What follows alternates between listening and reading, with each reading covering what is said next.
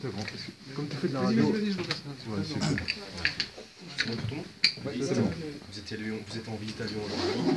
Quel bilan vous faites sur cette ville, qui est deuxième ville française?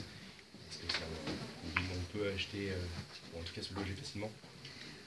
Alors en effet, je suis venue à Lyon aujourd'hui. Lyon est et on va dire la région Rhône-Alpes, le département du Rhône, c'est une région qui connaît, comme l'Île-de-France, une pression sur le logement qui est importante, avec une population plus en augmentation sur Lyon.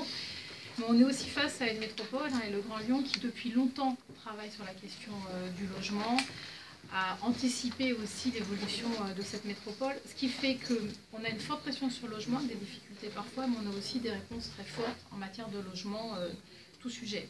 Et si je suis venue ici aujourd'hui, c'est parce qu'on est à la fin de la période hivernale, qui est une période particulière, c'est celle durant laquelle les expulsions sont arrêtées, la trêve des expulsions, et c'est une période durant laquelle l'État augmente encore un peu plus ses dispositifs d'hébergement d'urgence.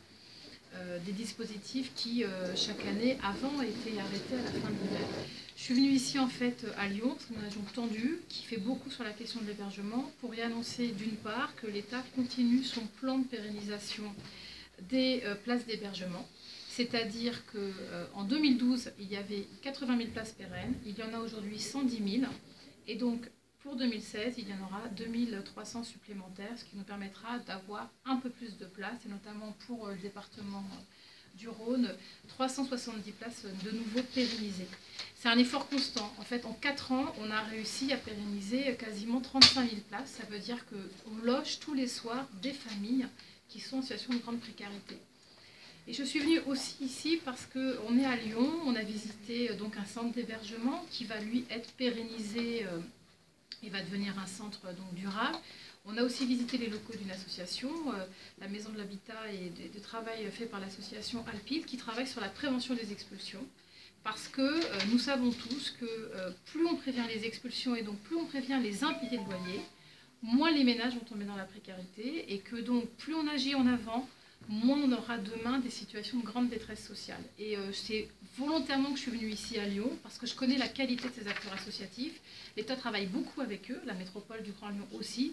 Et il me semblait important d'être là pour discuter dans ces locaux de ces questions de remédiation à la grande précarité. Vous proposez notamment le maintien de l'APL, et ça, c'est peut-être quelque chose qui peut changer la donne.